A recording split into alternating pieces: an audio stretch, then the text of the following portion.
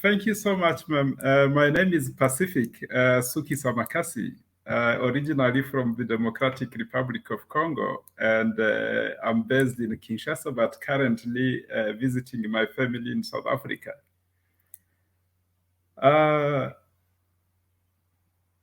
To start with, as a young boy or as a young man, I wished to become a farmer. But unfortunately, in my 20s, I realized that my country was not really promoting a good environment for such projects. So I decided to join human rights activism, and on later stage became involved in political activism. And my political activism was more about promoting a stable, peaceful, and prosperous DRC. But again, I came to realize that politics was maybe not the proper platform for me to contribute on such a better DRC. So I have decided to launch a non-profit organization, non-governmental organization that is aiming at the very stable, peaceful, and prosperous DRC as our vision. And our missions are nonviolent civic engagement in governance and development issues, to voter education, training, and capacity building on citizens' rights, tolerance, and development. And then three, gender equality and equity as guided by the SADC Protocol on Gender and Development. Four, centrality of servant leadership, which puts citizens first and prioritizes national objectives and identity. Four, respect for human rights as enshrined in the UN Universal Declaration of Human Rights, African Charter of Human and People's Rights. Five, knowledge through research, documentation, and information dissemination. Six, partnership with both local entrepreneurs and international organizations that share our values and development. In other words, nonviolent and democratic principles. Seven, outreach to all citizens, regional organizations, and international community for promoting the DRC citizens want and stand for, as well as our identity as an organization. And then eight, development programs and project support. Our core values will be or are reliability, nonviolence, impartiality, accountability, and transparency. Basically, that's about me and about the non-profit organization we are currently working on, and which we have named New Need. My apologies. That we have named the New Beginning DRC. I thank you.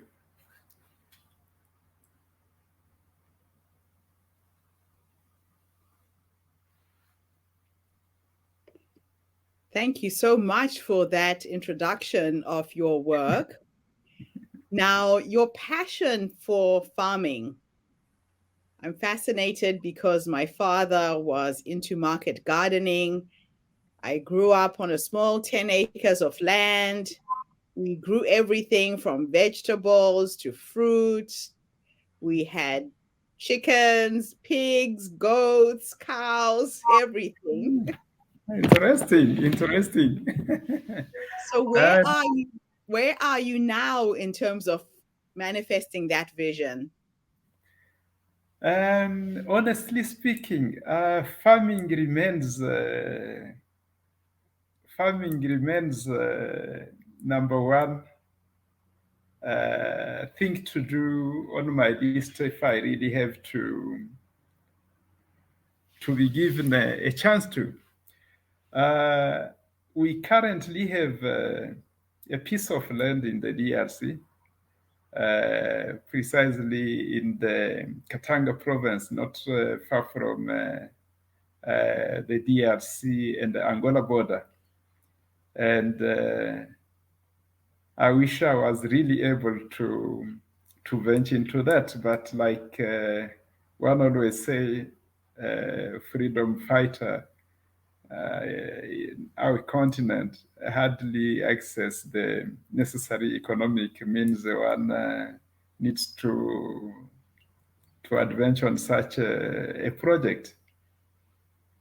But should I get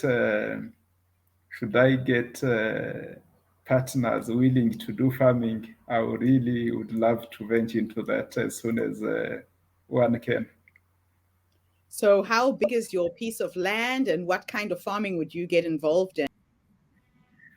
That piece of land is a 10 hectare piece of land, and my passion in farming has always been poultry farming, chickens, if I may. And why do I like poultry farming? It is because it is highly nutritious in a DRC where malnutrition is really a bad thing against young people, mainly children. And also, it is easy to start and easy to maintain. And again, that's my line of work. I did agricultural education, even though I didn't qualify academically. But I have a national diploma in agriculture, veterinary medicine, and had worked or have worked on poultry farms in Burundi and South Africa on big commercial and modern farms. That is amazing. We are actually starting a poultry project in Zimbabwe where we are empowering, small scale farmers to keep the chickens, and we buy them and utilize the meat to start a feeding program in the rural schools of Zimbabwe. So maybe Uh, this is something we could collaborate with you and spread it across the continent. You never know. why not? Yes. So, in terms of implementing something like that, how much support would you get from your government? Is there any challenges that can come in the way if you were to get sponsors to help and support the project like that? Uh, I don't. I can't see any challenges one would be faced with on that currently, except the ongoing political tensions, which I hope are not affecting the Katanga province part where I'm talking about.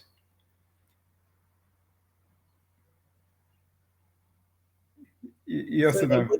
there would be no barriers to get a project up and running. But Okay, honestly, you just spoke my language, farming. I love that.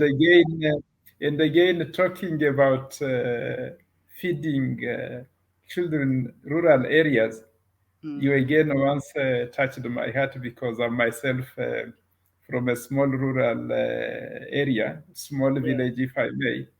And my dad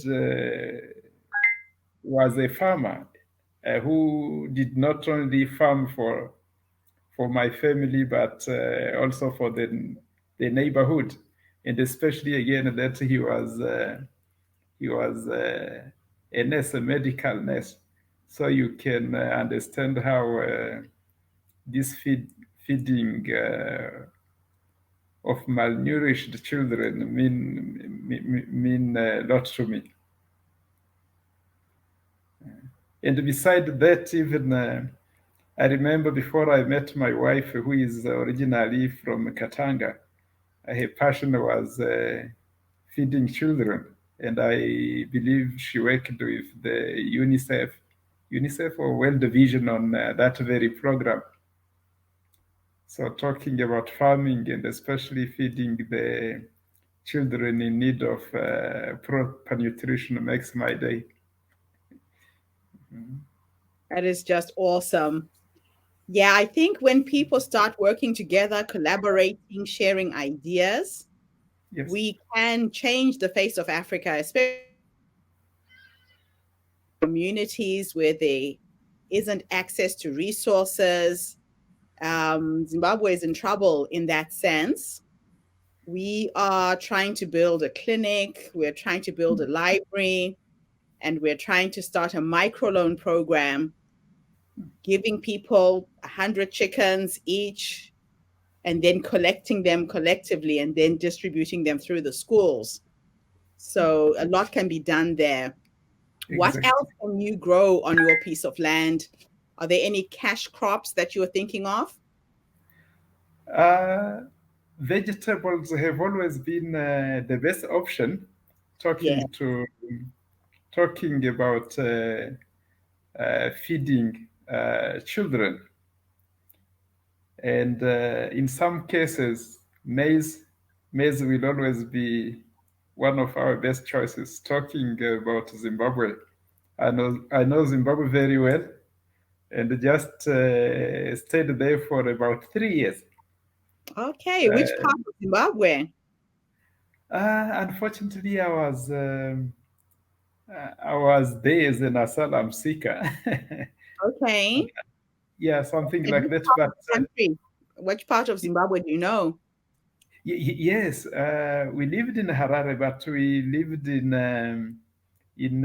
the Chipinge district as well. Eastern Highlands. Yes, yes, yeah, yes, that part, yes. Aha. Mm. Well, I'm glad we were able to give you a safe haven when you needed it. Thank you very much, and thank you to the people of Zimbabwe. Yes, I love that. I love thank that. you. Mm-mm. So, if I could take you into the future and you could be 100 years old, based on your mission and your vision and where you want life to go, if you could sit with a 100-year-old you who has created a successful farm, is feeding thousands of children with chickens and vegetables, let's just imagine that possibility. If you could have a conversation with that man, what would you say to him based on how you're living your life and what you're trying to achieve now? I would thank that man for venturing into LinkedIn and and meeting, falling on mentors like Gertrude, and well, basically that, thanking God and thanking LinkedIn. You I know, love a 50-year-old person like me who does not know where to go next, falling on a mentor like you is one of the blessings one can thank God for at that 100-year time.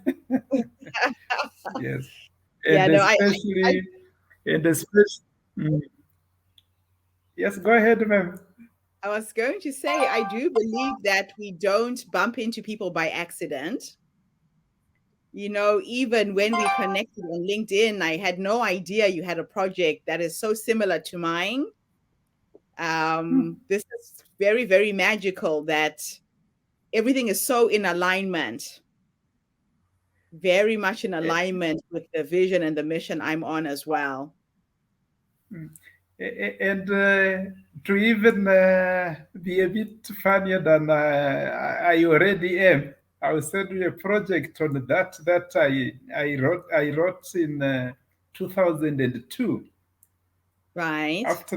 After this conversation, I will send it straight to you and look at it, and you'll see that that's what I meant to do exactly. But when I repatriated to the DRC in 2003 from South Africa, where I had been an asylum seeker for a couple of years, I realized that the country wasn't really at the time of launching such organizations, but I have such a project since 2002. Oh, wow. So it's been in your heart for a very long time. Yes, and a project that I started when I was 14 years old, but I had to acquire appropriate skills. That's how I ventured into veterinary agricultural education, and Yes.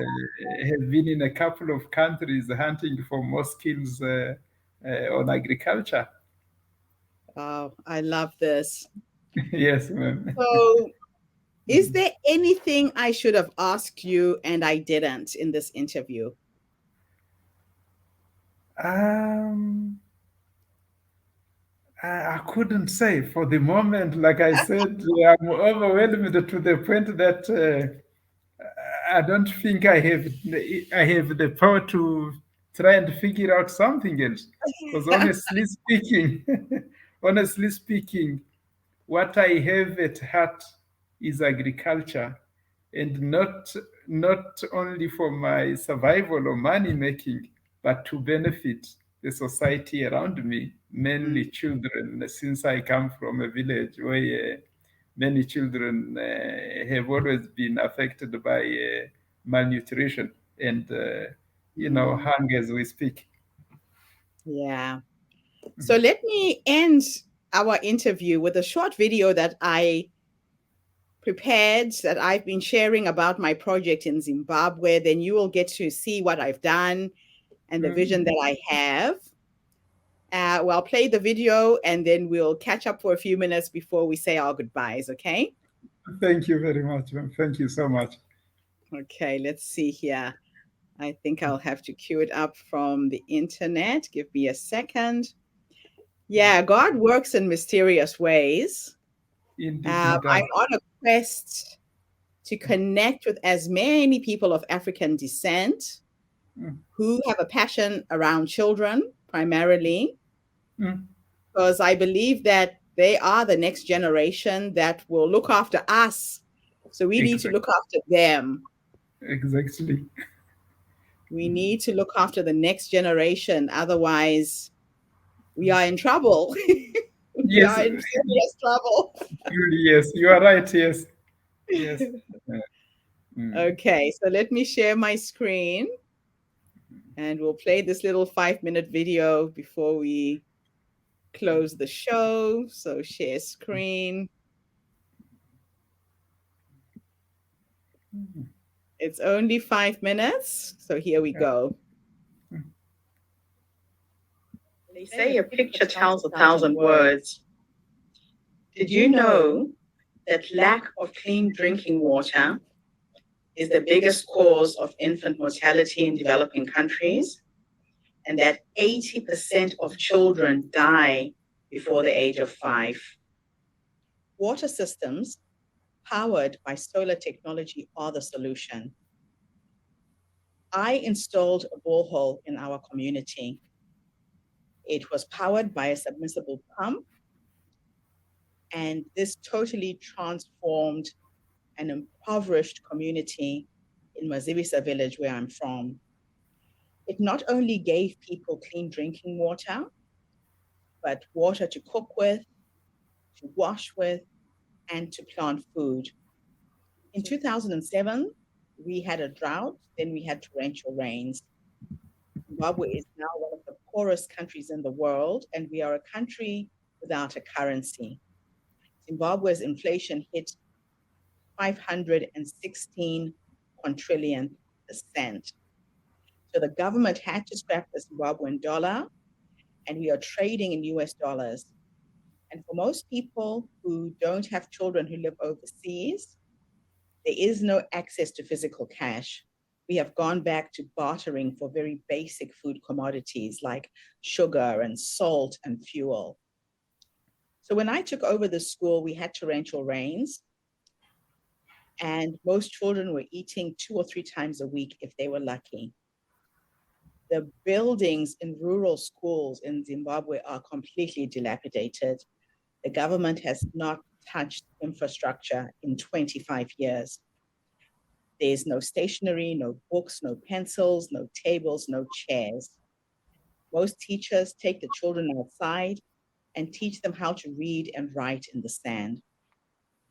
So when we installed electricity, it changed everything. The school was able to pump the water and supply clean water to drink, to flush the toilets. Diarrhea was reduced because of this. We were also able to start a feeding program because we were in the middle of a drought. And that feeding program forced the villagers to send under 5-year-old children to the school so they could get breakfast. It was an advantage for me. So I started a preschool, and the prerequisite is children have to come to school. They don't go out and look after the goats and the cows. We went from 250 children to 550 within 3 months because of this. So food and water are a big priority. So having access to renewable energy, really what we need. Right now, Zimbabwe does not have a reliable electricity supply. If this community is lucky, they'll get electricity 1 or 2 days of the week. You're not told when it's coming. So sometimes it comes in the middle of the night, which means you can't even switch on the pump and pump the water. So we're back to where we were in 2001. The other vision is to provide healthcare. I'll share a short little video of a project that I started collecting books for the children and how we're going to build the first health clinic in this community. So this is what we've managed to do so far. By giving presentations and talks in schools all over New Zealand, within 3 months, I managed to collect 65,000 books. So come in and have a look. All of these are books that have been donated by various people around New Zealand. And I am really excited at the quality of the books that we got. And these are books that were going to be thrown away, and we have no reading material. Encyclopedias, we've got volumes and volumes of encyclopedias. What's really exciting me is that the children in our village are now teaching adult literacy programs after school. I used to think that I had to take these kids through, get them through so they could go back to our community and help, but already children under the age of 12 are responsible for teaching adults how to read. Having electricity and renewable energy is more sustainable for developing countries like Zimbabwe. And EcoGen could be the solution that we have been waiting for. These pods will not only allow us to use the excess electricity for the school and the community, but the community can also earn cryptocurrency, which will replace the need for physical cash in these developing countries as well. So I'm really excited to be a part of this project.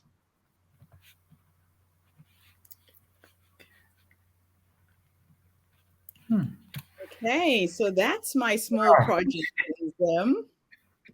You can see now that we have the same vision, right? The same mission is to go back to our communities and make a difference.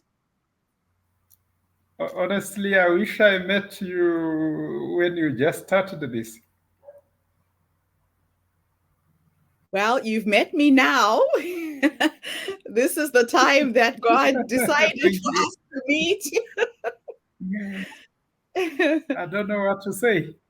Honestly, I'm speechless. Oh, I'm speechless. yeah, I'm yeah. speechless. Life is Speechless. mysterious. Life is a mystery. It it is indeed. And if I may add something, please. Mm-hmm. You know, you have even that farming I said I would have sent you was written in 2002. And Right. sometimes one wishes he or she knew what he or she knows now then. And talking about renewable electricity, water supplies to rural areas, healthcare facilities, I feel like saying, please make you a branch of your big tree, and then I learn from you and get it started.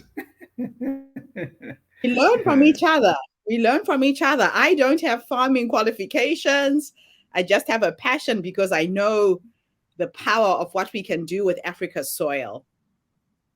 So Thank you you so will much. come in Thank with you. your expertise. I'll come in with my expertise, and we will definitely make something happen. So I'm going to connect you with my brother in Zimbabwe.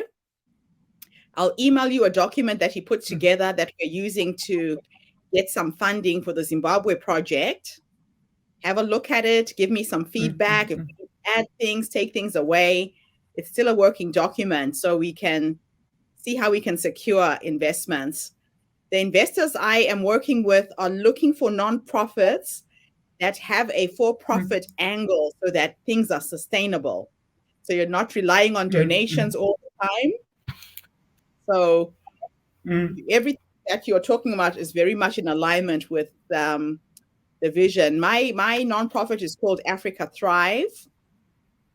It started as a nonprofit. It is now a for-profit business because raising money Okay. through donations is a total waste of time. I created a Okay. tourism company and I take people to Mhm. Zimbabwe. I charge $15,000 for my trips. They spend 10 days in a community with no electricity, no running water. People come and experience what it is to be African and in a third world country. The last 5 days, it's 5 star. I take them to Victoria Falls, whitewater rafting, bungee jumping, all of that stuff. And I have had guests who have come back 3, 4 times to support my project. So Amen to that's that. a business model that we can apply to your country as well, where we're not relying on handouts. We create something that is sustainable, that doesn't depend on donors.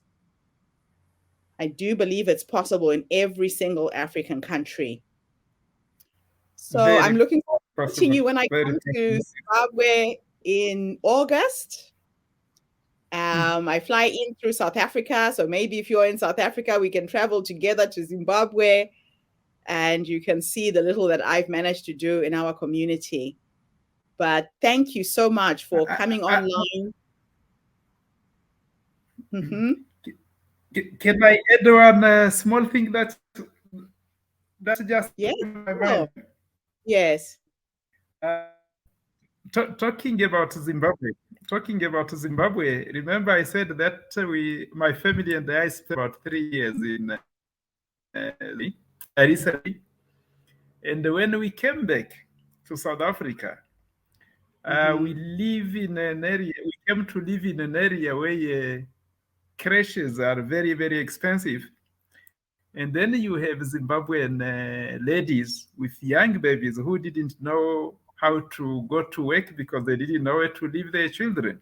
The children, And as yeah. I speak, my wife, my 17-year-old boy, my 15-year-old daughter have started the so-called children. What do you call it? Not a crash. A daycare, Their mind. daycare. Yes, they have no space to really look after the children yet. But when we took a place we live, my wife and the two children said, no, there are many Zimbabwean ladies here with children. They are working for some Chinese and so on. Why can't we look after their children as a way of giving back to the community? And as I Oh, speak, wow. my wife and those two children are looking after about seven children. Okay. Unfortunately, they have been told that where we are staying is a residential place. They can't keep the children there. So they are now Oh, looking after them in one very unsafe place. But what you just said makes me think maybe she should join you on your projects as well. She's yes. really in it. She's very passionate. She tells me all she wants to do, if she has to thank God, is to do something for the children. Okay, so we need to connect. Yes, This is just the mm, beginning of many meetings. yeah. Use my booking link, and Yes, let's book an please. appointment for sometime next week. Yes, please. Maybe an hour or two earlier than the time we started today. Yes, please. That's around 9 South African time. Okay. Thank you Yeah, so use much. that booking link, and yeah, let's connect and see how we can help each other, how we can get all of these projects to come to fruition. So let me Thank thank you. Thank you. everybody who has been on the show today. This is the magic of the Her Story Circle movement. You know, every day I interview people that I meet on LinkedIn that are recommended by other people, and I never know who God is going to put in my path. I'm excited to have met my brother from DRC, and I can see that we will do something phenomenal if we join forces and collaborate and work together. So thank you so much for agreeing to come online and be interviewed by me today. Thank you so much for thinking about me and knowing that, I mean, reading my small brain and my heart. Yes. Thank you. Thank you, everybody. I will be back again tomorrow with yet another amazing guest. In the meantime, have a fantastic day, morning, or evening, wherever you are in the world. And bye for now. Thank you so much. Thank you.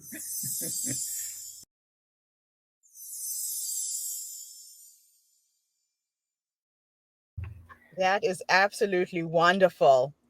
You know, when I listen to you speak, I've probably started a couple of years before you in the self publishing world. I had sent my manuscript to 300 publishers, got 300 rejections.